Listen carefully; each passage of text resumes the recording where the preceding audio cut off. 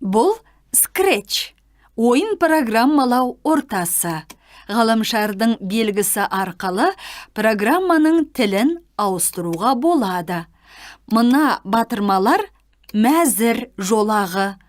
Бұл анимациялық ертегілер, ойындар, жобалар, мультфильмдер жасауға арналған.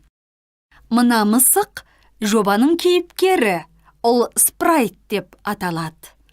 Бұл спрайттар кітапханасы. Спрайттарды спрайттар кітапханасынан таңдап алуға, немесе өздерің салуға да болады. Кез келген спрайтты сурет салу құралдарының көмегімен өзгертуге болады.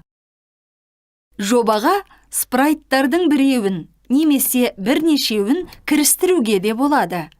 Спрайттарға программа блоктар арқылы жазылады.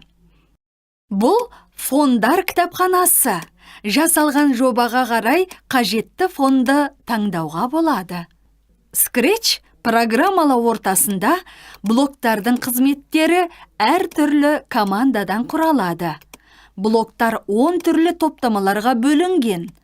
Блоктардың қызметі әр түрлі.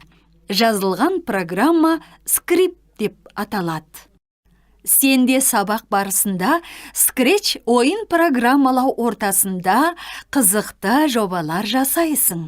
Кейіпкерді қозғалысқа келтіресің, өзіңе ұнаған фонды таңдап, анимация жасайсың.